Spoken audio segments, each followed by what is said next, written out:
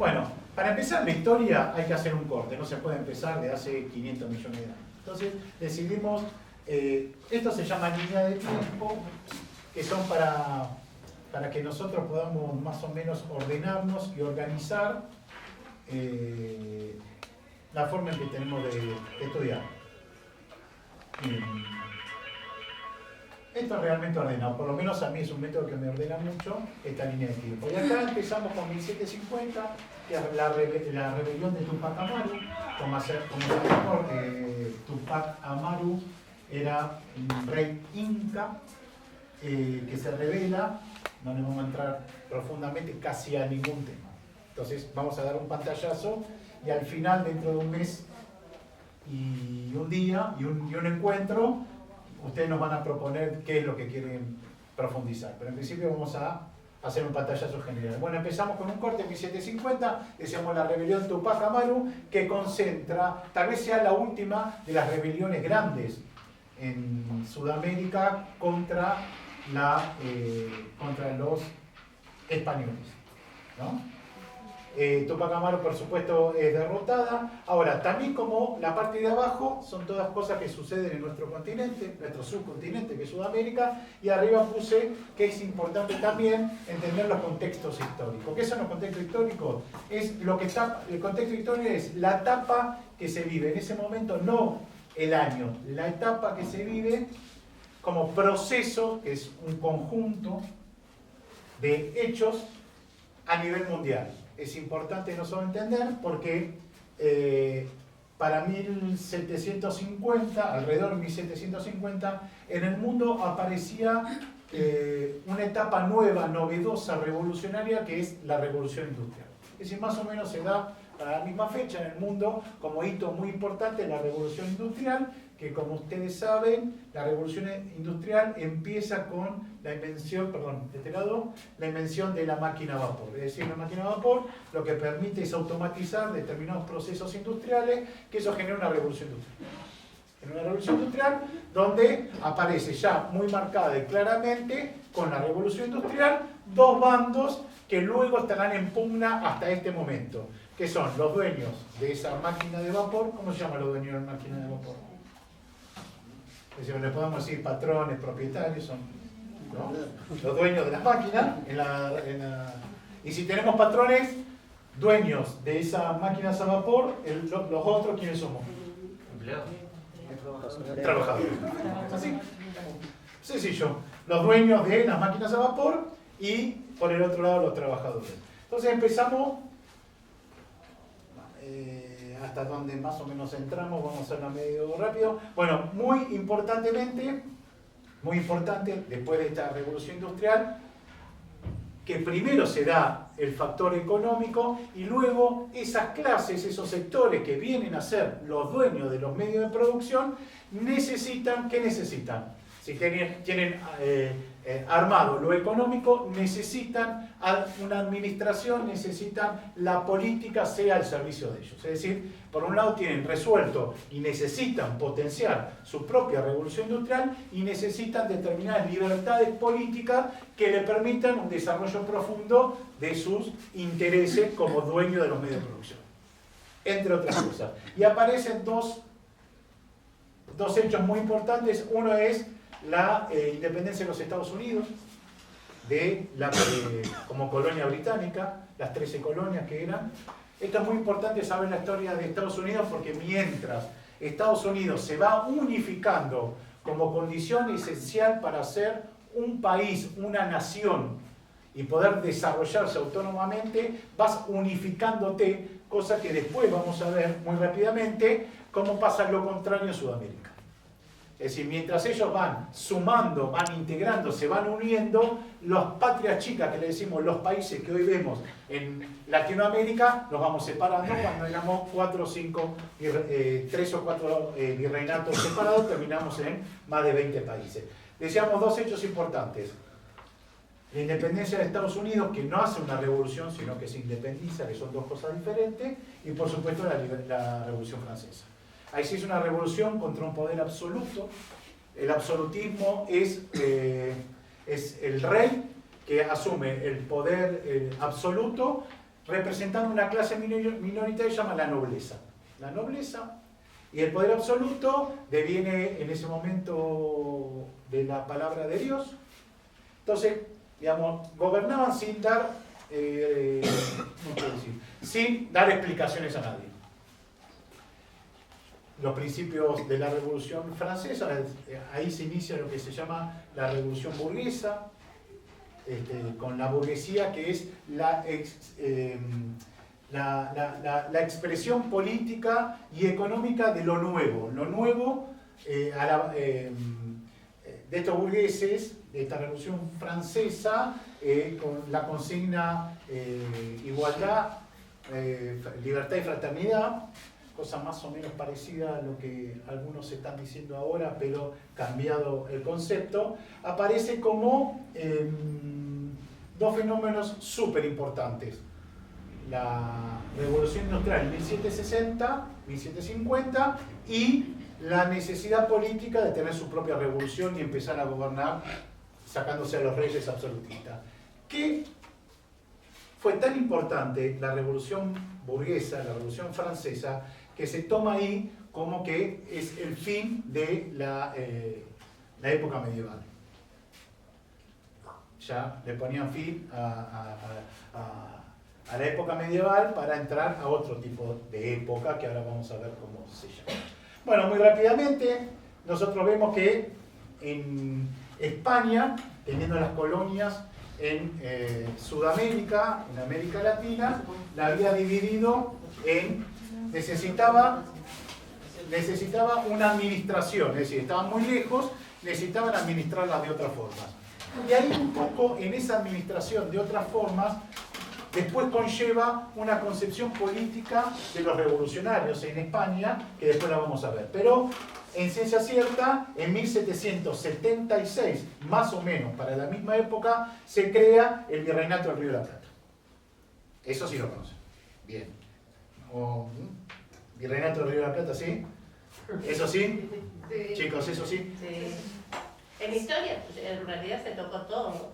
Vamos, bien, veamos ahí. El Virreinato del Río de la Plata, que hubo alrededor de 10 virreyes, uno peor que el otro, la verdad, en el Virreinato del Río de la Plata. Esto es importante porque de alguna forma la metrópolis, que es la ciudad central del Imperio Español, necesitaba dividir administrativamente el continente americano. Entonces, bueno, teníamos el virreinato más importante era el del Alto Perú, que era de donde sacaban las materias primas muy importantes como el oro y la plata. Algunos historiadores dicen que la riqueza de los recursos naturales termina siendo la pobreza de los pueblos. ¿Por qué? Porque cuanto más recursos naturales tiene un territorio, más pobre es el pueblo que habita ese territorio. Y esto es así siempre con la política de saqueo, de extracción, desde la colonia y la extracción del oro y la plata, hasta ahora con el litio y todo el petróleo y lo que ya sabemos. Por eso siempre, rápidamente, vamos a ir incorporando los factores económicos en los procesos políticos. Bueno, importantísimo. Aparece un personaje que se llama Bonaparte, Napoleón Bonaparte, que intenta... Napoleón Bonaparte tenía una frase que decía que la política de un país es su geografía. Y a partir de ahí, el guacho, a partir de esa concepción, dijo, bueno, si quiero hacer grande mi país, tengo que agrandar la geografía. Y empezó a conquistar países en Europa. En algunos lugares llegó modernidad y en otros llegó retraso. Un personaje muy polémico, pero lo cierto es que invade España. En 1808 invade España y a partir, invade España y el rey Alfonso lo mete en cana, ¿no? Lo mete preso, Alfonso VII, lo mete preso y las colonias... ¿Yo qué dije? Fernando era Fernando el hijo, ¿no? El padre era Carlos III, no, Carlos IV. Está Carlos IV Carlos IV. Claro, Y al que metieron en cana, ¿cómo se llama? Fernando VII. Fernando Se abdicara a Carlos IV. Fernando VII, que era un pusilánime, igual lo acepta. Y entonces pasa a ser deseado por el pueblo español. Pero Fernando VII, para el que a nosotros nos importa, es Fernando VII. Es Fernando VII, que entra en cana en 1808. Bueno, Bonaparte invade España, mete en cana al rey español. Acuérdense que Bonaparte viene de Francia, Francia invade España, meten en cana a Fernando. Previamente, en nuestras costas, en 1806-1807, se dan las invasiones inglesas que el pueblo, junto con pequeños destacamentos de milicia, pequeños destacamentos militares, acuérdense que éramos una colonia y no nos permitían tener, no era un país, no teníamos ejército propio, sino que era un destacamento muy pequeño militar, con Saavedra a la cabeza, con Cornelio Saavedra a la cabeza, junto con los vecinos de la aldea que era Buenos Aires en ese momento, repelan y expulsan al invasor inglés, que era la mayor potencia militar en el mundo. La mayor potencia militar en el mundo.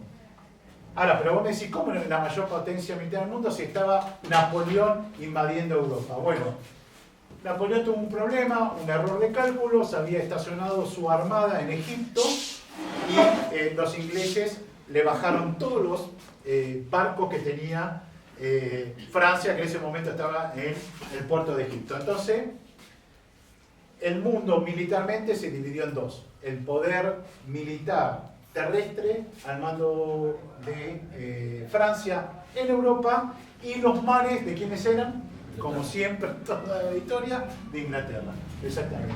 Entonces, nos invaden en 1807 y esta unidad entre los pequeños destacamentos y los vecinos de la aldea, pueblo muy chiquito que era Buenos Aires, los expulsan. Imagínense que vos te sentís, estás en tu aldea y repelés al mayor ejército, al mayor potencia militar. Y empezás como a construirte una identidad muy importante. Es decir, ahora, ¿en nombre de quién se defendió la aldea de Buenos Aires? Esto es muy importante. Acuérdense que en 1806-1807 todavía no estaban las invasiones napoleónicas en España. Se defiende la aldea en nombre de España. ¿Se entiende? Digamos, vinieron los invasores y en nombre de España defendemos la aldea de Buenos Aires. Importante saberlo. Bueno, en 1800, algo muy importante, 1809, y por cierto, ¿cómo podemos decir? Cisneros era el virrey de ese momento. Y con cierto roce que tenía con los ingleses, sobre todo con una clase, un sector social en la Argentina que venía muy fuerte, que se estaba construyendo, que era la burguesía comercial. Es decir, los dueños de determinados instrumentos que le permitían comerciar con lo que quisieran. En ese momento había un monopolio, hasta 1809 había un monopolio por parte de una ley, que el monopolio del comercio con América era para España. Es decir, solamente se podía comerciar con España. Y necesitabas permisos especiales para comerciar con otros. Bueno, ese era un problema porque reducía muy chico a aquellos comerciantes en el puerto de Buenos Aires y en el resto de la Argentina, que tenía que pasar por el puerto de Buenos Aires, comerciar. Entonces se fue generando esta burguesía comercial al margen de esas leyes y terminaban contrabandeando, pirateando, y ustedes, los famosos piratas y contrabandistas de esa época, llegan a este momento. El más famoso es Martínez de Hoz, y tenemos a uno muy importante que hoy es familiar de la ministra de Seguridad, que se llama los Pueyrredón. Bueno, los Pueyrredón, los nombres de las calles generalmente tienen que ver con eso. Es decir, los próceres de los nombres de la calle, generalmente, por supuesto hay muchos que son populares, pero generalmente son los tipos ligados a lo peorcito de la casta, la famosa casta, que viene de hace mucho, que van a estar en todos los procesos históricos con sus privilegios defendiendo. Bueno, en este momento están naciendo aquellas familias criollas, patricias, con mezcla. En ese momento se usaba mucho mezclar por abajo, se arreglaban los casamientos para que mi hija pueda tener un apellido de nobleza y se pueda casar con el otro. En este momento aparecen, sobre todo después de las invasiones inglesas, aparecen grupos sociales que empiezan a presionar para tener determinados privilegios. Entonces, en función de eso, en 1809, Cisneros declara el libre comercio. Esto es muy importante porque la historia posterior y cómo nos llega a nosotros en estos días, o por lo menos a nosotros cuando íbamos a la primaria, nos lleva de una forma distorsionada, y ahora vamos a ver por qué. Que tiene que ver contra quién se peleó realmente en la Revolución de Mayo. Esto es una introducción para llegar a la Revolución de Mayo y entender cómo se gana la Semana de Mayo y se pierde al otro día. Por estos sectores sociales que van naciendo al calor de los privilegios y de las luchas que van teniendo. Nosotros entre 1809 y 1827, en principio como etapa media larga, con la primera asunción de Rosas, tenemos lo que se llama la Revolución de Mayo, la Contrarrevolución y por supuesto las guerras civiles en Argentina. Es decir, se inicia una etapa de grandes convulsiones en América con diferentes proyectos, cruzado algunas veces, otras veces en frentes comunes, pero que daba una lucha una lucha muy encarnizada, porque ¿qué estaban naciendo? Estaban naciendo estados, proyectos. Siempre de chiquito me pareció, ¿por qué si hubo la Revolución de Mayo en 1810, declaramos la independencia en 1816? 6 años tardamos entre la Revolución de Mayo y declararnos libres. Por supuesto, un año antes, la declaración de la independencia lo hace un tal la Liga de los Pueblos Libres, que más adelante lo vamos a ver. Bueno, llegamos a 1810. Es importante, después en 1800, previo a la Revolución de Mayo, en el mundo, y sobre todo en España, a partir de la invasión francesa, hay un levantamiento popular muy grande. ¿Por qué? Porque tenés invadido el país y a tu rey lo tenés en cana. Entonces surgen las juntas populares. Juntas populares por toda España, donde lo que en primer lugar es una lucha y una guerra por la liberación, por echar al invasor, termina apareciendo una lucha democrática por beneficios y nuevas formas de administrar. Es decir, lo que empieza en 1808 siendo algo para expulsar al invasor, con las juntas populares y el pueblo organizado, cuando el pueblo se organiza, dice, bueno, yo me organizo, peleo, pero quiero mis beneficios como pueblo. Entonces aparecen también un programa democrático. Entonces lo que vemos entre 1808 y 1810 en la metrópoli es, ¿muy bien? ¿Me pueden marcar? Lo que vemos en la metrópoli es, me invaden, yo me defiendo, hay guerras cruentas, muy cruentas,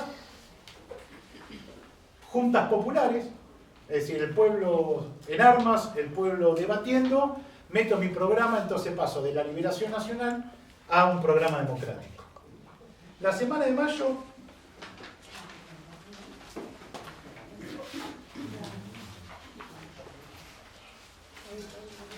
hay una historia oficial y hay una historia, podemos decir...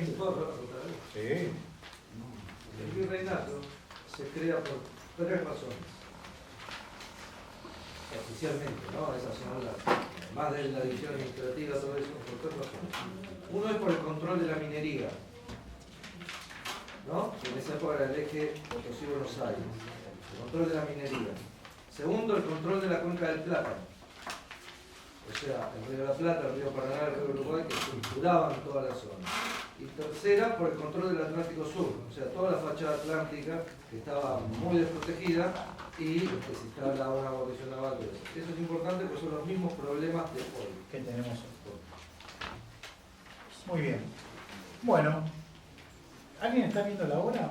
¿Qué hora es? Sí, ¿Cuánto le damos? ¿Cuánto falta? ¿20 minutos para...? por ahí media hora. ¿Tengo media hora? Bueno, media hora la liquidamos. Vamos, hijo. Vamos, bostero. Tapate esa remera. Oiga, disculpa, tengo que ir a una actividad. Un vasito de agua. ¿Hay un vasito de agua ahí? ¿Un mate? Ah, Bueno, la Revolución de Mayo.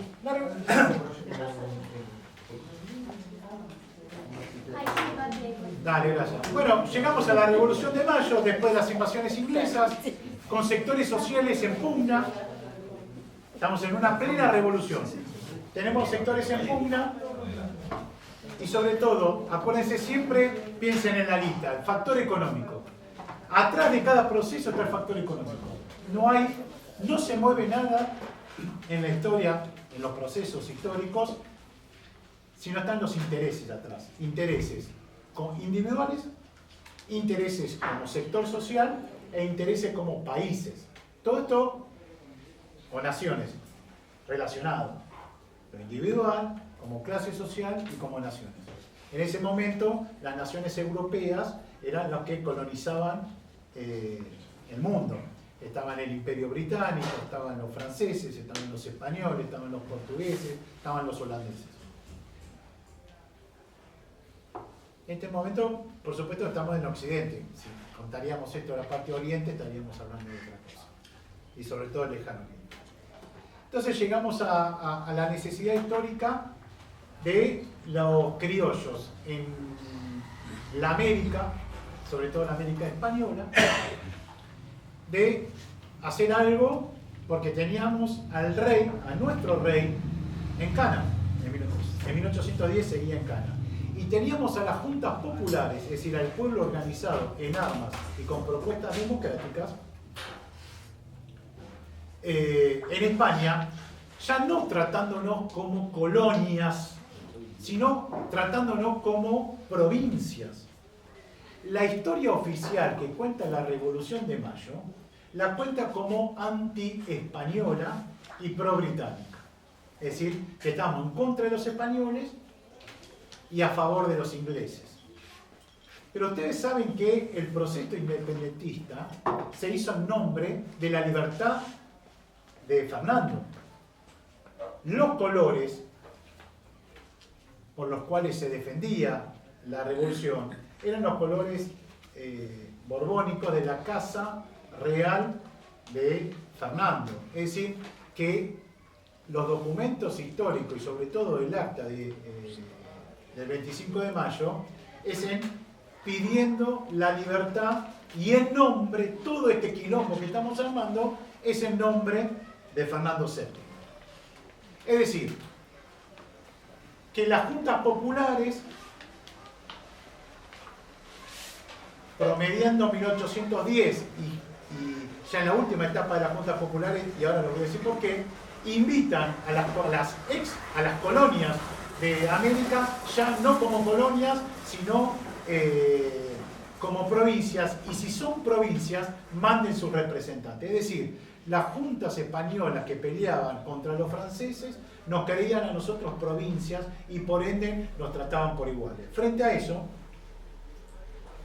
y en nombre de Fernando, se inicia un proceso que se da desde el 20 hasta el 25 de mayo, 5 días en el Cabildo, que era la forma administrativa. El Cabildo era como la Casa de Gobierno nuestra ahora. El Cabildo era la oficina, era el lugar donde residía el virrey y donde las presiones de estos sectores sociales emergentes, producto de la Revolución Industrial, la Revolución Francesa, querer comercializar, tener libertades individuales, toda esa ebullición se condensa aprovechando la situación del levantamiento popular en España y convidándonos a levantarnos también. También la historia oficial decía que la Revolución de Mayo fue porteña, excesivamente porteña. ¿Eso para qué? Para deslegitimarla, para, como muchas veces se hace en la historia y a través de los medios, negarle la participación popular a los procesos. Si vos decís que era en contra de España, a favor de Inglaterra, que era porteña, eso implicaba que no había pueblo ahí. Y era todo lo contrario. Y no fue porteña, porque como recién lo vimos ahí, a nivel continente, en todos los cabildos de América, del continente americano, había un proceso de levantamiento, como fue desde Venezuela hasta Chile, Montevideo, etcétera, etcétera. La Paz.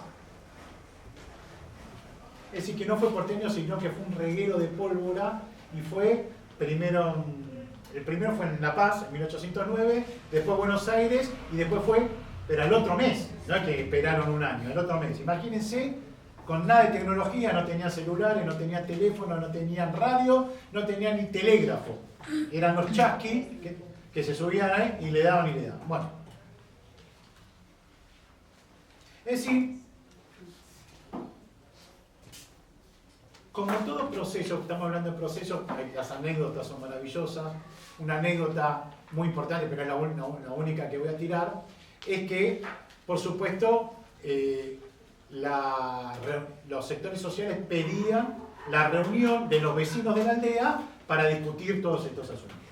Y, por supuesto, muy lejos de los del virrey y sobre todo sus secuaces, de convocar al pueblo a discutir. Entonces, muy formalmente largan las 600 invitaciones a los vecinos de bien en ese momento para discutir los asuntos de la aldea.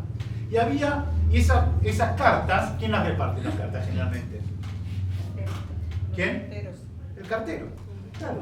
¿Y a quién tenemos del principal cartero que tenía que repartir esas cartas? Ustedes lo van a conocer. A un tal French. French y Beruti. ¿Se acuerdan que decía los señores que repartían las escarapelas? Bueno, French era cartero y Beruti era algo de imprentero, no sé. Pero estaba el cartero. Entonces, ahí el cartero veía que había que invitar, que tenía que llevar invitaciones para participar del cabildo abierto, donde se iba a resolver si éramos independientes o seguíamos de alguna forma el juego administrativo del Estado monárquico. Entonces, frente a eso, por supuesto, empezó French, no solamente entregó esas 600 cartas, sino que fue invitando al pueblo entero a organizarse. En vez de presentarse 600, se presentaron 450, porque los otros 150 tenían miedo, eran muy hacendados, con mucha plata, tenían miedo que el pueblo los linche. Entonces, lo que tenemos que entender, que es importante, que como hay un recuento oficial, una historia oficial, también hay una historia no oficial, que es un poco la que nos lleva a nosotros. Y destacar en todo esto que lo que se discutía en esa Revolución de Mayo era qué modelo íbamos a seguir, no solamente qué nos ataba a España, sino si íbamos a tener libre comercio, que es la libertad de comerciar sin ningún rol por parte del Estado, es decir, un poco con lo que se habla ahora, ¿no? Sacar al Estado y la libertad de comercio. Una libertad de comercio que generalmente, por la posición geográfica de la Argentina, el privilegio de los porteños es tener su puerto por donde entran y salen los productos. Entonces, a la hora de comerciar, el que tiene la aduana, que es el que cobra los impuestos, es el que se privilegia frente al resto. Entonces, era el libre comercio versus el proteccionismo.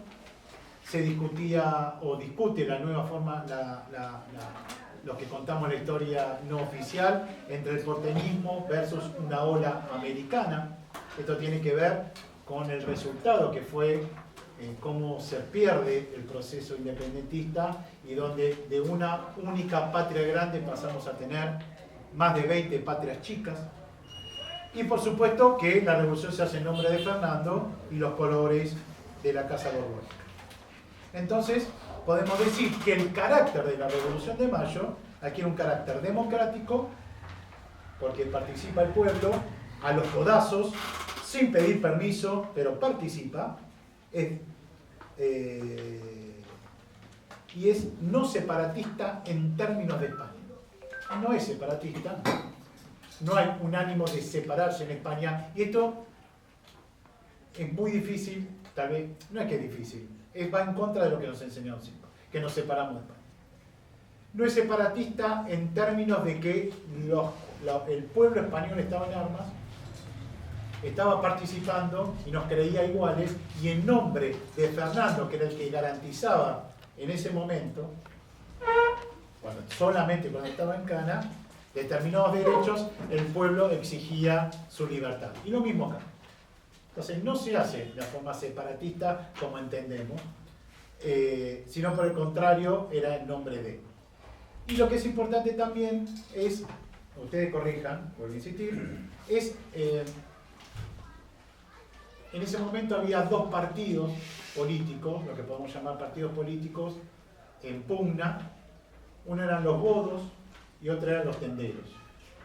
Los godos eran los representantes de un tal Godoy, que estaba en España, que es el tipo que termina traicionando, muy cercano a la nobleza, era un administrador de Fernando, muy cercano a la nobleza, y termina por traicionar a las juntas populares en España, español él, termina de traicionar a las juntas populares y termina de alguna forma generando representaciones conservadoras que de alguna forma garantizaban transar con el ejército francés y preparar, allanar el camino para cuando Fernando salga en Cana, seguir con el gobierno absolutista de Fernando sin el programa democrático que planteaba el pueblo.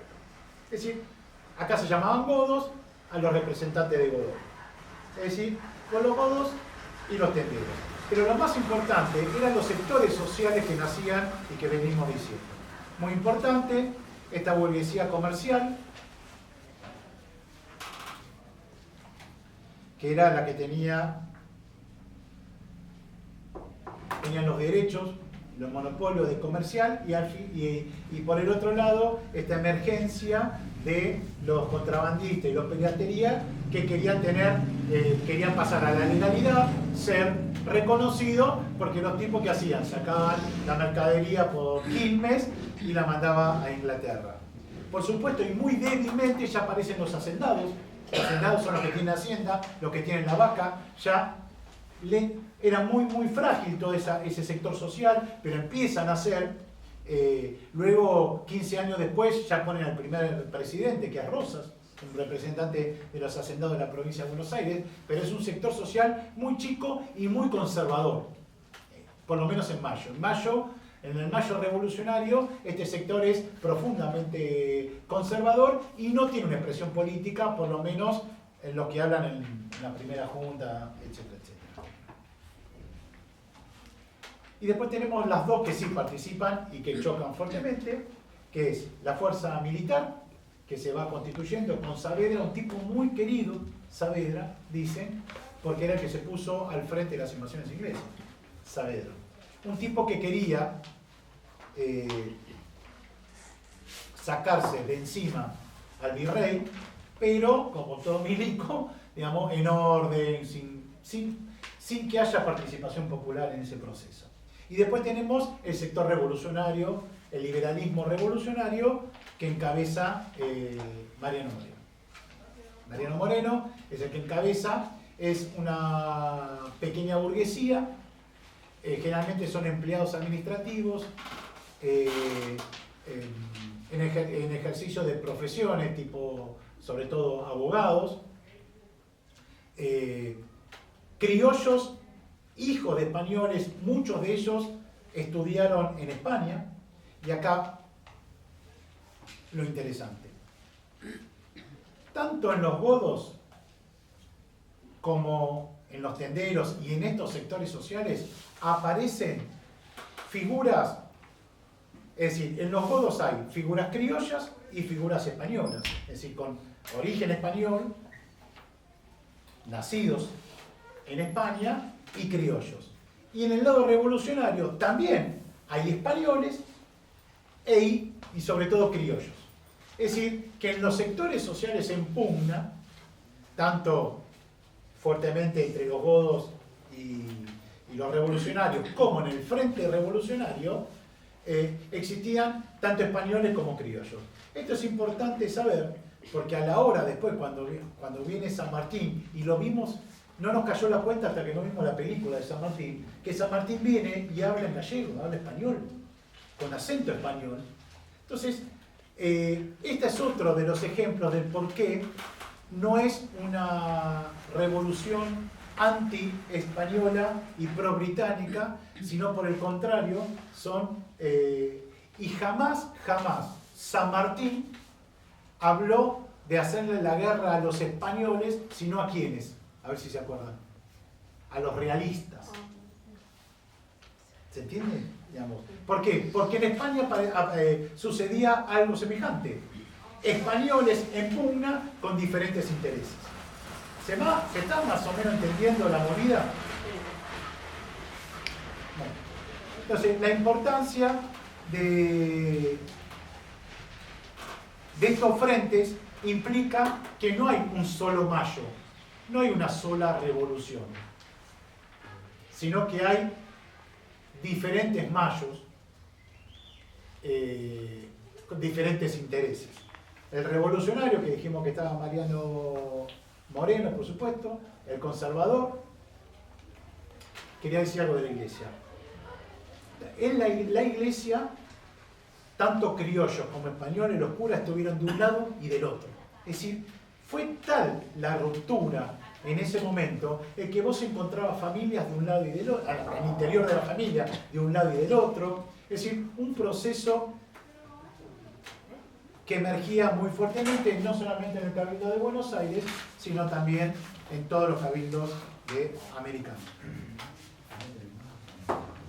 Entonces, decíamos que los tres sectores, el revolucionario con Mariano Moreno, el conservador con Saavedra y sobre todo el librecambista.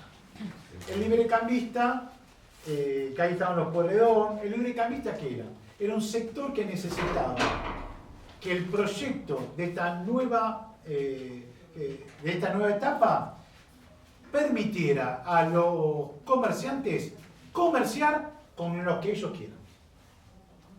Con España, con Estados Unidos, con Inglaterra, sobre todo con Inglaterra, porque acuérdense que venía un sector empujando para que no le cobren los impuestos, para romper el monopolio con España y poder tener sus privilegios.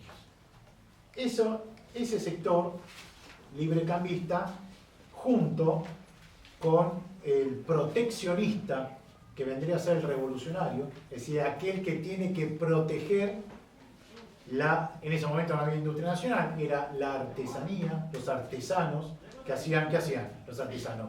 Los zapatos, los ponchos, las peinetas, los que comerciaban los burros. Esa era la artesanía, el orfebre. Ustedes saben que ya en ese momento los cueros de la aldea de Buenos Aires, del Virreinato del Río de la Plata, se exportan y venían productos ya hechos industrializados. Una tradición, en el medio ganan, no sé, ¿cómo se dice? Los absolutistas hacen una jugada, se quedan con la mayoría, una pretendida mayoría dentro de lo que es la asamblea ahí adentro en el cabildo, hay una traición, Moreno toca pito y French y Beruti agarran con Castelli.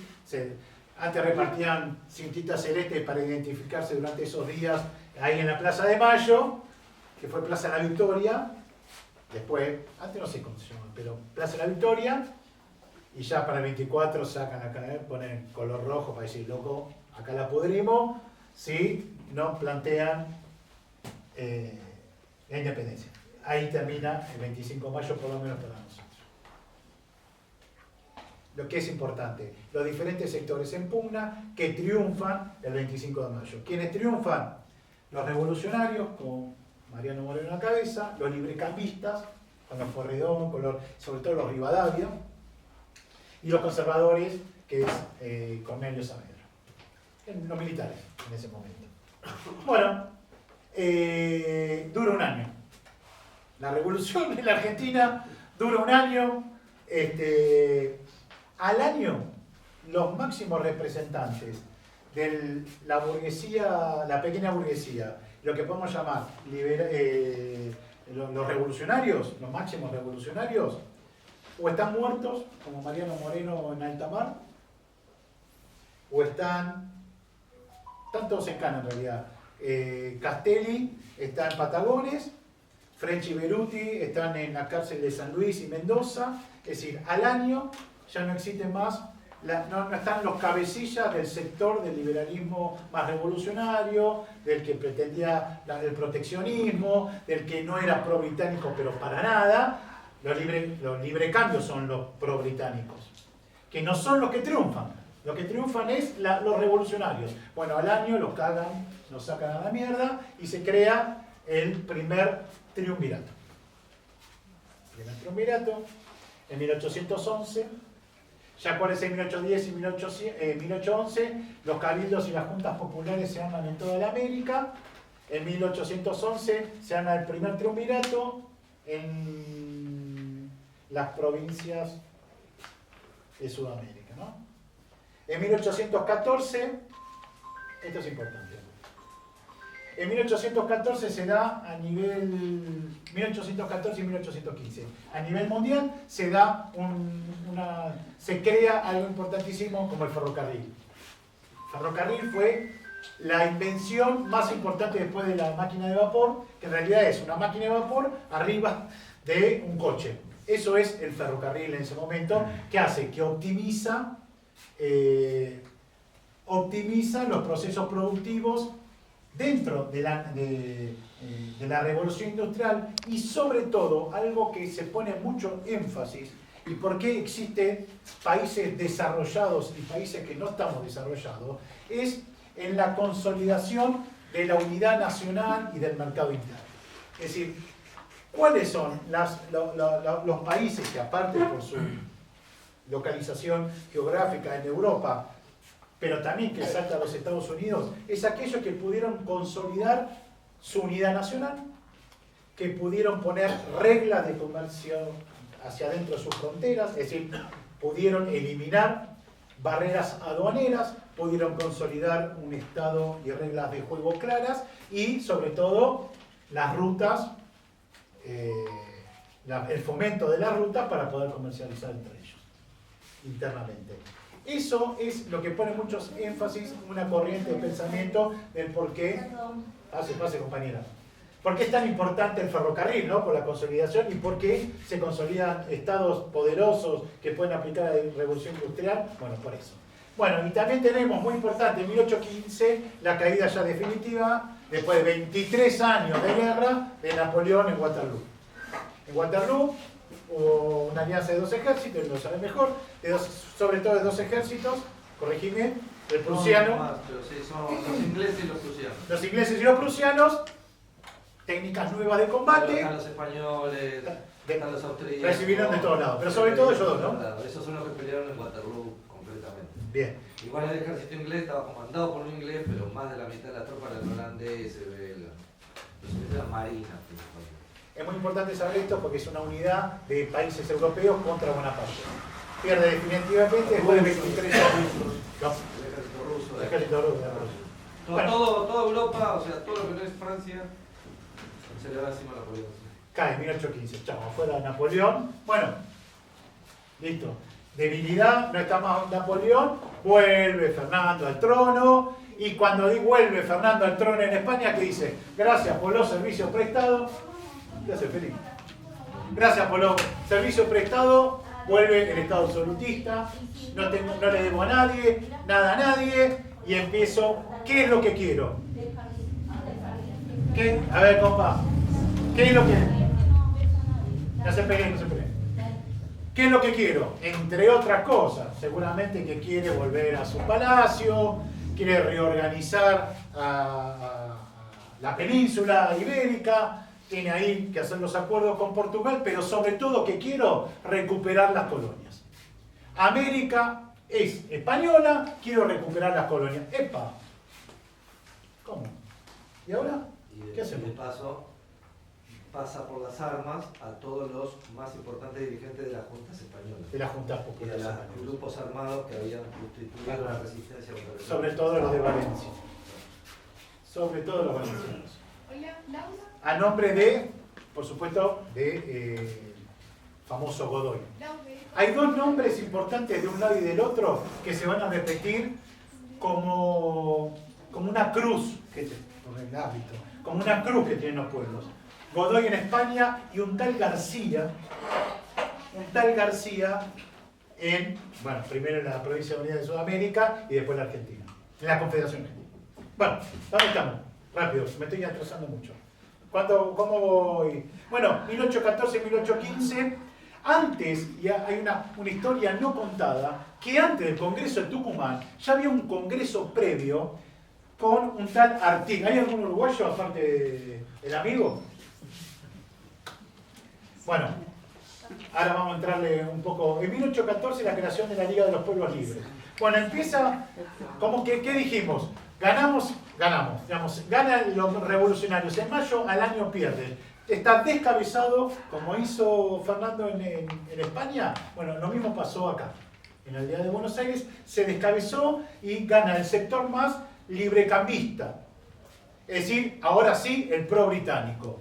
Y el pro-británico, ahora sí se quiere, o empieza de alguna forma, a romper relaciones con España de Fernando para empezar el primer país que reconoce la independencia, ¿quién es? Inglaterra. Porque el principal potencia mundial necesitaba, por lo que planteó Willy, del por qué, los fundamentos, por qué se arma la Virreinato del Río de la Plata, también los ingleses, que suelen pensar a 300 y a 400 años, 200, 300 y 400 años, necesitaban la plaza de Buenos Aires por el control del río Paraná. Bueno, acuérdense que el río Paraná, hasta el día de hoy, viene de Bolivia. Todo lo que se comercia de Bolivia, Paraguay, Brasil y Uruguay, y por supuesto Argentina, sale por el río Paraná. Hoy, por el río Paraná sale el 50% de la proteína que se exporta a nivel mundial. 50%. Ahora vamos a ver la importancia en 1845 de la batalla de Vuelta Obligado, cuando le ganamos el bloqueo anglo-francés con Rosa como presidente. Bueno, se crea en 1814, creamos la Liga de los Pueblos Libres. ¿Por qué? Porque cuando se empieza a perder el proyecto de Mayo, imaginémonos, cerremos los ojos, los que habían ganado Mayo con la participación popular o están muertos o están en cana, nos descabezaron. Epa, ¿y quién agarra el primer triunvirato? Había tres tipos, tres ñatos, que era el primer triunvirato. Y empiezan, primero que asumen el puerto de Buenos Aires, la representación, bueno, tenemos un mapa, de todo el conjunto, salvo el sur y salvo el Chaco, que todavía estaba con originarios, todo el resto eran las provincias unidas de Sudamérica. Entonces, inclusive llegaba hasta provincias de Bolivia, ¿se entiende? Y todavía estaba Uruguay y estaba Chile. Todavía San Martín no había cruzado. Es decir que era un mapa enorme, pero este triunvirato se asumía la representación de todo esto sin pedir permiso a nadie del interior. Imagínense. Y esto también los compañeros ahora, pensé también, cerremos los ojos y dice, ¿por qué el Congreso de Tucumán, algo tan importante se da en Tucumán? Una provincia tan pobre. Si vas a hacer algo importante hoy en Argentina, no lo haces en Tucumán. Una provincia muy pobre. Bueno, en ese momento, el 80% de la población de lo que hoy es la Argentina, sin los originarios, ¿no? Por supuesto, en ese momento se notaba, el 80% estaba en el norte, porque el norte era la zona rica. El puerto de Buenos Aires es la zona administrativa y comercial que se aprovechaba del interior, pero el 80% de la población residía en el norte, del norte de Córdoba para allá, en el litoral, el 80% de la población. Bueno, nos descabezaron la revolución, empieza el triunvirato, empieza a tener relaciones con Inglaterra, Inglaterra quiere libre cambio. ¿El libre cambio qué es? Poder comerciar. Ah, no, pero escuchame, pero si yo mando mando las telas y me traen los ponchos, Inglaterra empezó a traer ponchos, la economía regionales, los artesanos de Córdoba, de Salta, de La Rioja, de San Luis, dicen, no, hermano, yo estoy haciendo, me estás arruinando. Entonces se dispersa la Revolución de Mayo y empiezan a conformarse o a nacer los representantes de los pueblos de las provincias. Muy importante esto. Empiezan a ser los famosos representantes, los famosos caudillos. Uno de los más importantes era un tal Artigas, nacido en la banda oriental, hoy llamado Uruguay, que peleó en un momento para los realistas, que la bancó cuando en el imperio de Brasil estaban los portugueses, querían invadir. Bueno, un tipo, un hacendado, pero en ese momento, hijo de hacendado, pero con mucho trato, con mucha relación con el pueblo pobre, con sus compañeros de trabajo. Era jefe de milicia, era jefe de los blandengues. Todos los caudillos. Exactamente, era jefe blandengue. Todos son jefes militares. Milicianos, pero militares. El Estado español tenía un doble encuadramiento militar. Uno era las fuerzas españolas, propiamente, que mencionaste vos, pero después toda la población masculina estaba encuadrada en teoría en milicias. Y alguna de esas realmente estaba. Vos eras un civil, pero a su vez eras un oficial. De hecho, Belgrano era un civil, y lo recordamos como civil, pero tenía un grado de militar, de miliciano.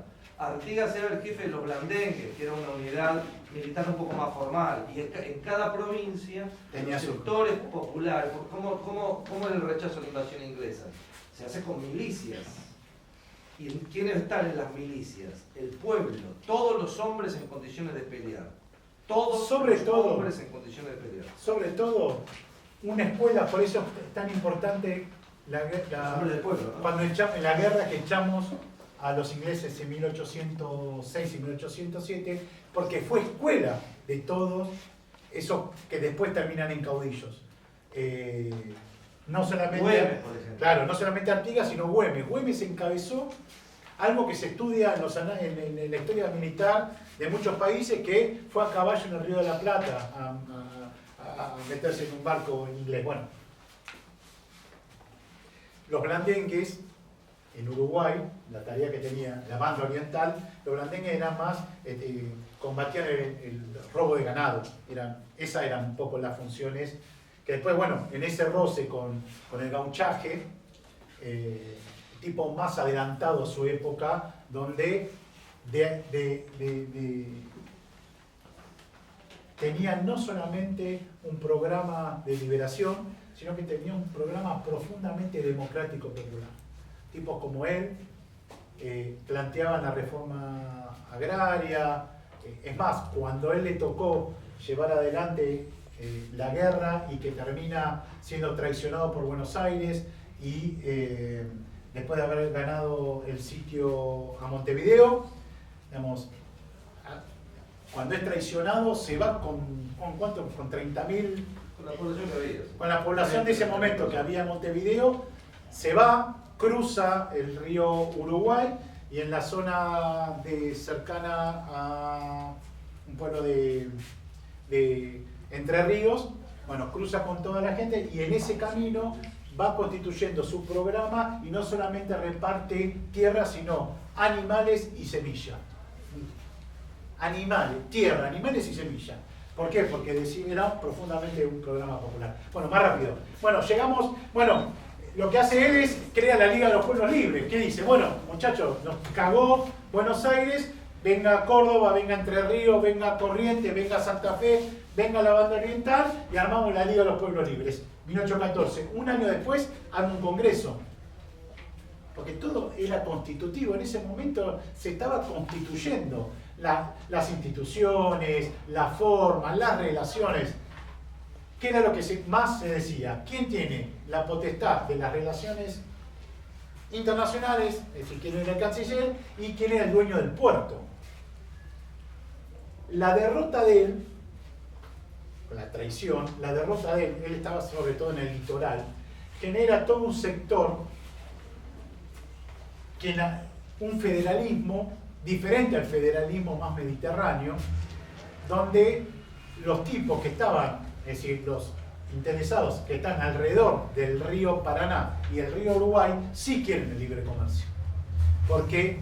Porque frente al monopolio de Buenos Aires y su puerto, tener a los barcos ingleses que pasen por el río Paraná y el río Uruguay les permitía a ellos comerciar sin pasar por la aduana de Buenos Aires. Entonces se fue forjando, a partir de la derrota, se fue forjando un sector social federal, porque decía hay que desconcentrar el país viejo, pero sin Buenos Aires, es decir, librecambista. Cosa que el interior, los caudillos, los pueblos de las provincias del interior, decían, che, esto hay que distribuir, queremos lo federal, pero queremos el proteccionismo del libre cambio. Porque acá no me llegan los barcos, y yo, bueno, en ese momento las Provincias Unidas de Sudamérica, necesitamos protegernos de los productos procesados del exterior. ¿Por qué? Porque había una revolución industrial y Europa necesitaba exportar los bienes que tenía. Ya tenía el vapor, ya tenía los trenes, ya tenía una revolución industrial en marcha, tenía un excedente muy grande, necesitaba poner sus productos. Bueno, esa revolución, ya nos fuimos al carajo, esa revolución de 1810 es traicionada el otro año, se genera una falta de unidad nacional, una falta de conducción y emergen popularmente caudillos que representan no solamente a su territorio, sino a la gente que está en ese territorio. Y empieza lo que nosotros llamamos las guerras civiles. Previamente a todo esto, me salté, es 1812, llega San Martín, dice muchachos, con acento español, y en nombre de la liberación de Fernando, le hace la guerra primero al primer triunvirato. Olvídense, 1812, la logia Lautaro, él participaba en una logia, arma, que es la primer triunvirato no puede existir, entonces va a la Plaza de la Victoria, que es Plaza de Mayo, ya siendo, todavía no era general, era coronel, y dice, muchachos, una especie de golpe de estado rapidongo, vayan saliendo, pongamos a otro. Y bueno, ¿pero qué hacemos? Bueno, primero va a la zona del norte, a la zona de Salta, San Martín lo mandan a Salta, a ver, porque por Jujuy y Salta entraban los realistas cuidando la plaza más importante que era el virreinato del Alto Perú. Entonces, por ahí, y se le hacía imposible al ejército, a la defensa de la naciente patria, si los realistas no los controlabas en la frontera norte. Bueno, la frontera norte era imposible bajo, Willy lo sabe muy bien, bajo técnicas militares tradicionales, aguantar la plaza. Entonces, ¿qué hizo? Aparece un nuevo personaje, Güemes, que también viene de esa zona, que peleó en las invasiones inglesas y que está al frente de los infernales. Se enfrentaron y fueron conteniendo los avances de un ejército realista con un comandante, que no me acuerdo, con un general criollo, nacido americano, no español.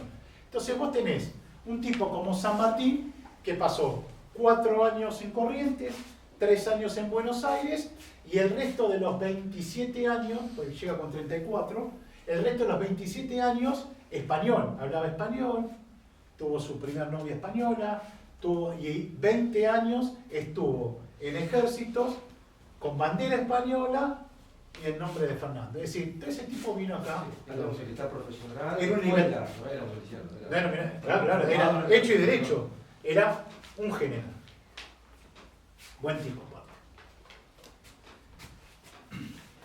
Muy rápidamente lo que dice, necesitamos, manda Güemes, dice, Belgrano tiene un quilombo ahí, conteneme en la plaza esa porque no hay forma de avanzar por ahí, por lo menos contenémoslo. Entonces, el objetivo de Güemes era contener las avanzadas realistas. Y es lo que hace, como todos ya sabemos, entre 1817 y 1822, primero se pelea con Buenos Aires, se afinca en Mendoza, genera impuesto a los ricos para poder construir un ejército popular. Previamente los granaderos, como nos cuenta la historia oficial, no son los 300 tipos más altos y más rubios que había en Buenos Aires, sino que son traídos de todos lados.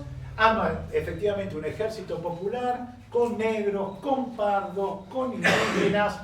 Genera estos impuestos a los sectores más ricos para construir, porque le negaban la guita de Buenos Aires, porque desconfiaban de él. Y entre 1817 y 1822 cruza la cordillera, libera a Chile, luego a Perú. ¿Por qué? Porque como no se podía ir por arriba, es decir, por el norte, por tierra, porque era una plaza muy importante, la realista, ¿qué se hizo? Se necesitaba liberar primero Chile y luego en barco irse a Perú. Como todos sabemos, liberó Perú.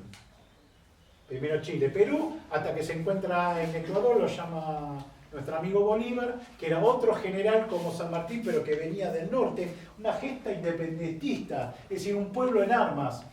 Venían liberando pueblos y se encontraron en Guayaquil, nunca se supo, es decir, no hay un relato concreto de lo que se dijeron en esa reunión, pero no podía haber dos generales.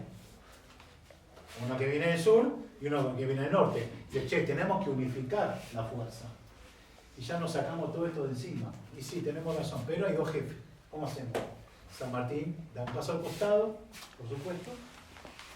Y para el año 20... Un paso al costado porque Bolívar, además de ser el jefe del ejército, es el presidente o el líder, no sé qué cargo tiene, de los estados que va liderando. Y San Martín es solo el jefe de un ejército. Y peleado... el presidente de Perú, pero no tiene el respaldo de Buenos Aires, que es un protectorado, exactamente. el poder en el sur. Buenos Aires lo odia.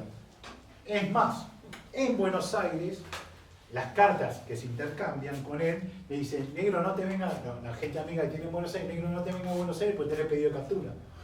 Cosa rarísima. Entonces, pero lo cierto es que para el año 21, 22, los cuatro hombres, que se llama rápido, los cuatro hombres generales, vamos a decir, más importantes de la independencia nuestra, o están muertos, o están en cana, o exiliados. Tenemos muerto a Güemes, en 1821. Artigas está exiliado, traicionado, exiliado en Paraguay. Belgrano, que tiene un consejo de guerra, muere en la pobreza y exiliado San Martín. Los cuatro generales más importantes de lo que inicia en las invasiones inglesas, termina de explotar en la Revolución de Mayo, que era, bueno, vamos a construir una patria. Bueno, esos cuatro, con un sentido popular, con un programa democrático, con los tipos repartiendo tierra, animales y semillas, dándole libertades a los negros, a los indígenas, esos cuatro generales, para el año 22, exiliados, muertos, y uno casi en cana como Belgrano. Y podemos decir, qué deprimente, ¿no?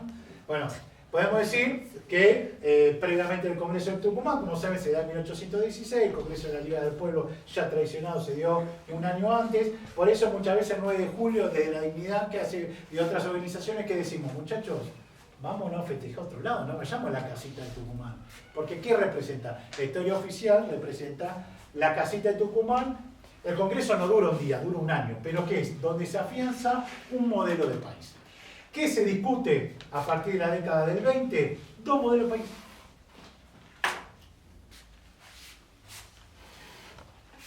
Fundamentalmente, la emergencia, la derrota de los revolucionarios, los generales exiliados muertos y uno casi en cana, los 4 mayores, dan inicio a la traición, por ende se empieza a tomar mayor protagonismo los pueblos de las provincias porque tienen sus representantes, porque tienen su programa, hacen acuerdo entre ellos y nacen las guerras civiles.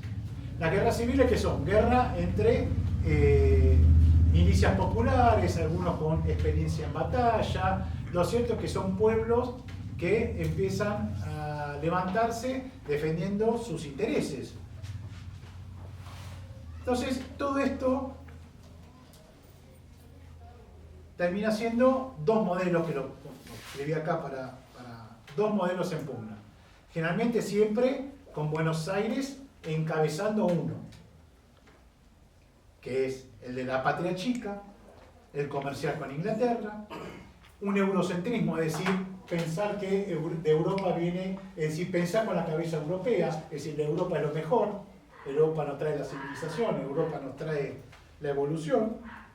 Un Estado débil asociado al extranjero. Claro, si quieren comerciar con estas potencias, las potencias te plantean determinadas condiciones. Entonces vos necesitas un Estado débil asociado a lo que dictamina. Acuérdense que en 1824, con Rivadavia, se origina el primer empréstito, el primer préstamo de deuda externa en la Argentina, con el pretexto de que iban a renovar cloacas, iban a poner alumbrado y qué sé yo, y termina en realidad viniendo la mitad de la plata, porque el otro se fue en corruptela, y el otro, del 50%, de ese 50% terminó usándose contra la guerra contra el Imperio del Brasil. Es decir, el primer 1 millón de libras, los papeles están por 1 millón de libras esterlinas, a Buenos Aires llegó 540.000, y terminamos de pagar 100 años después el valor de 5 millones de libras esterlinas. Es decir, que el primer país que reconoce las Provincias Unidas de Sudamérica es Inglaterra. Firmamos un acuerdo de cooperación y al año siguiente viene la deuda externa. Y ahí empieza otro problema de la Todos los Argentina. países, es interesante detallar, que todos los países latinoamericanos que empiezan a surgir, que todavía no son como, se siguen dividiendo un poco más, tienen empréstitos en la misma época, lo mismo que las inversiones mineras, cuando los ingleses vienen a las minas, que se da por esa época, también en toda Latinoamérica hacen inversiones mineras. No era un problema de plata para Inglaterra, sino un problema de dominación. Era súper Te tienen agarrado de las pelotas si vos tenés que pagar. Es así. Pero rápidamente. Entonces tenemos 2 modelos. Patria chica, comercio con Inglaterra, eurocentrismo, Estado débil. ¿Contra qué? Contra una patria grande americana, una protección del proteccionismo que es de la industria artesanal, una cultura americana en ese momento, sobre todo Mariano Moreno, Belgrano. Acuérdense que Belgrano propone como salida en el Congreso de Tucumán, como salida para unificar un rey inca. Que la forma de construir una única patria grande, es decir, con todo el conjunto de la América, era si teníamos un rey inca. Un rey, pero en Buenos Aires hay una anécdota muy importante, que primero se empezaban a cagar de la risa, pero a medida que pasaba el tiempo y se fortalecía esta idea, se pusieron como locos. Imagínense, unos tipos que quieren comerciar con Inglaterra, que tienen los empréstitos, que quieren un libre mercado, que le pongan un rey inca. Los porteños, se volvían locos los porteños. Pero lo cierto es que era un proyecto que unificaba a las naciones, ¿no? A los pueblos, tener un rey inca.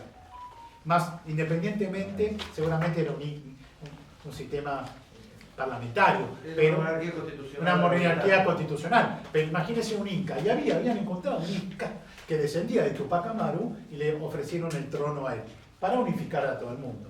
En 1826 hay un congreso en Panamá, que también resulta... Bueno, hay un proyecto de balcanización. ¿Balcanización qué se dice? Viene de los Balcanes, ¿no? Por supuesto. Que empieza, en vez de que nace un proyecto de América, una sola América, se crean 20 patrias chicas. Es decir, aquel proyecto revolucionario que como reguero de pólvora se levanta en defensa de Fernando y para tener un programa democrático, se transforma a partir del modelo de la traición, de un programa democrático, pasa a ser un programa de liberación. Es decir, echar a esos realistas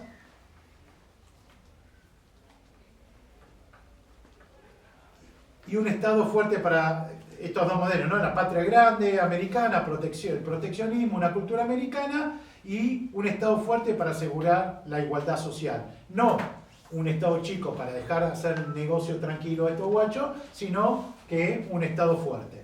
Entonces esta revolución traicionada, que es la balcanización americana y nacimiento de diferentes países, un fuerte rol de Inglaterra en todo este proceso, es Inglaterra con sus cónsules, con sus agregados, con sus plenipotenciarios, con sus agregadurías militares, comerciales, son las que van comiendo el coco y trayendo para su lado estas burguesías que terminan llamándose oligarquías con el tiempo, lo que terminan jugando en América para los intereses ingleses. El rol de Inglaterra es muy importante, el exilio y la muerte de los patriotas y sobre todo la victoria en América de los puertos.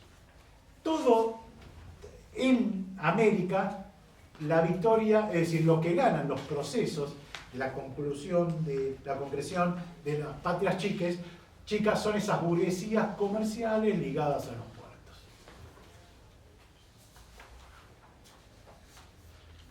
Para ir terminando, estas guerras civiles, que son intereses, por supuesto, como decíamos, intereses regionales, entre Buenos Aires, el litoral y el interior.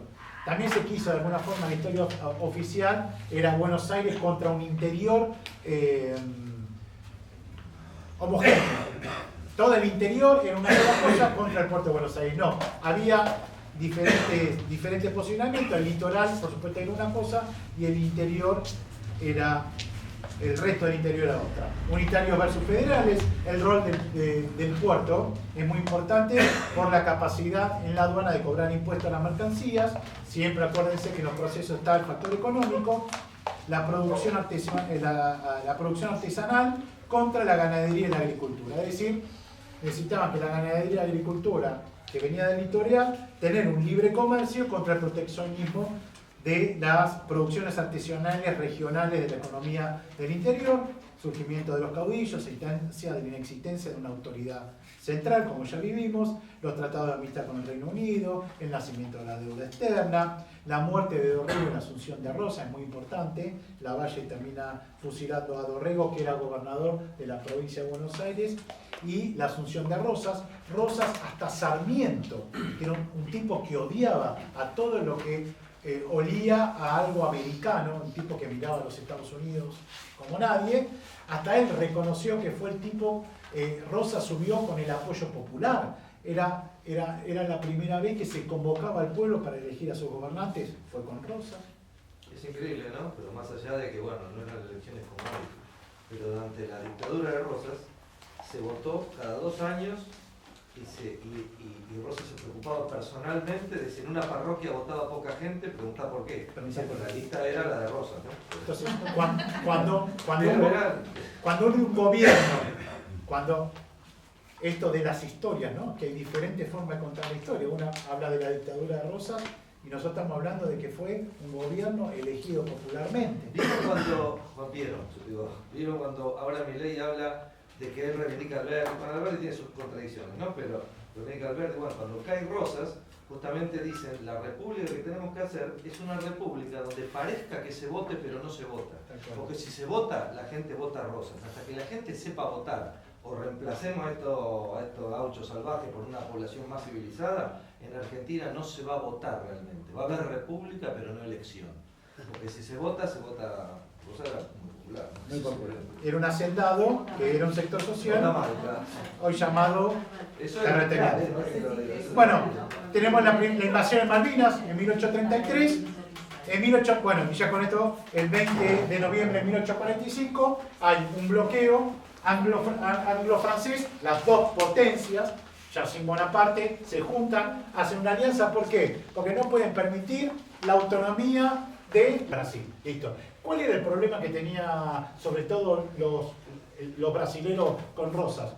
Que Rosas se llevaba muy bien con los paraguayos. Y los paraguayos, la primera revolución industrial en América se da en Paraguay. El primer ferrocarril se da en Paraguay. La primera acería se da en Paraguay. Estaba emergiendo una potencia industrial en una zona o en una región destinada a exportar recursos naturales. Es decir, ¿cómo? Yo todo eso, la acería tengo en mi país. Entonces, ¿por qué? Porque con la revolución industrial en Paraguay se fortalecía Paraguay y era un problema de relaciones con Brasil. Bueno, ellos también. Entonces, imagínense un Rosa, un tipo que defendía la protección, defendía las empresas artesanales, las economías regionales,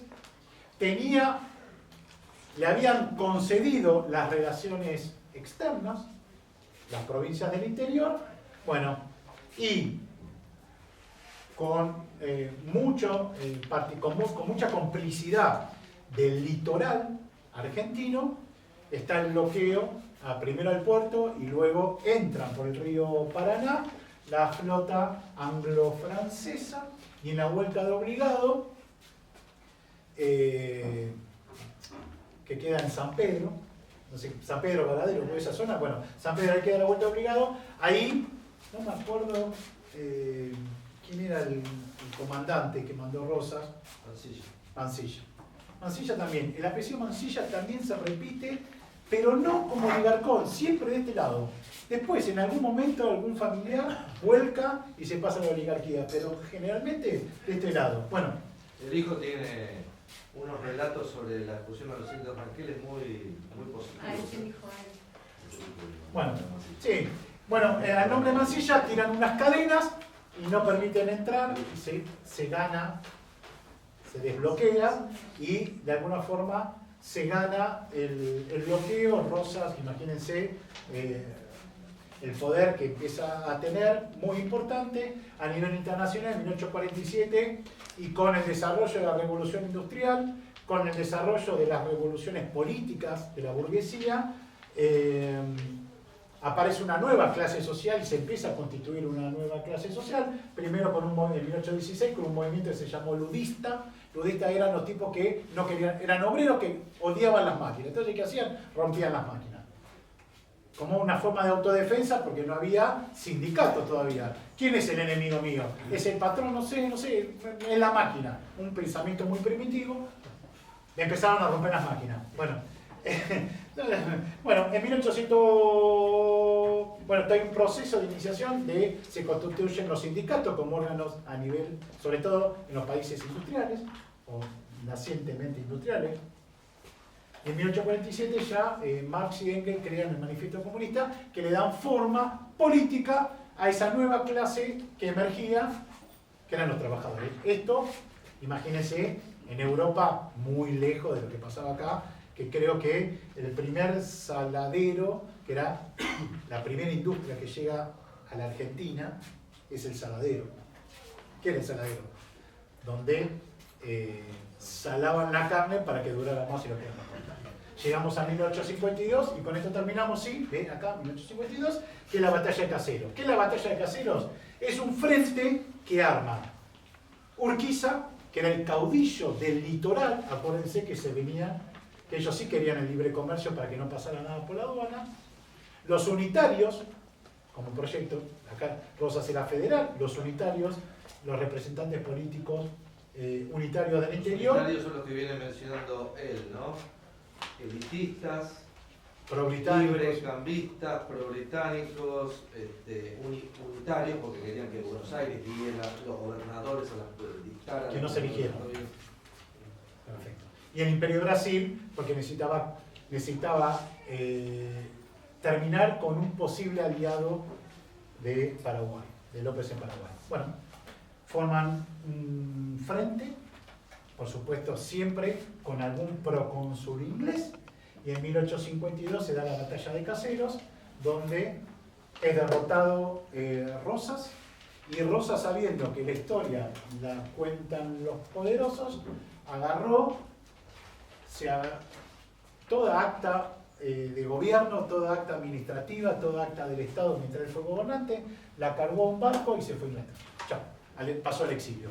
Como pasa siempre en Argentina, en la historia nuestra de Sudamérica, los representantes del pueblo o terminan muertos, terminan encarcelados o terminan en el exilio. Le pasó a todos los que efectivamente, ¿por qué? Porque empieza, de alguna forma u otra, esta revolución traicionada de Mayo, recuperada en ciertos aspectos, pero sin una administración central con Rosas, en 1827, termina efectivamente en 1853, en 1852, en 1853 se da la Constitución Nacional, donde se sientan las bases del modelo que triunfa, el modelo que triunfa después de todo este quilombo, que es el modelo agroexportador, que llega hasta nuestros días. El espíritu revolucionario de echar a los británicos, a los ingleses en 1806 y 1807, la inspiración y el ejercicio militar, que fue 1806, que se reproduce en 1810, en la guerra por la independencia, luego en las guerras civiles, termina de alguna forma en 1853 votándose una constitución liberal con Alberdi a la cabeza, redactando, estando, participando, que llega hasta nuestros días, formando un estado de situación donde la propiedad privada es más importante que la vida. En la Argentina, ya en ese momento, era más importante las vacas que los pueblos, era más importante. Había un censo de vacas y no había un censo de pueblos, por ejemplo, de población. Había un censo de vacas, pero no de población. Tenía derecho a las propiedades, los propietarios no tenían derecho a las mujeres, no había. La concepción de ciudadano era muy floja, muy frágil, no había derechos, no había libertades. Bueno, y era una constitución que miraba y beneficiaba los intereses británicos en la región como primera potencia. Bueno, hasta acá llegamos. Le hicimos recontra larga, pido disculpas.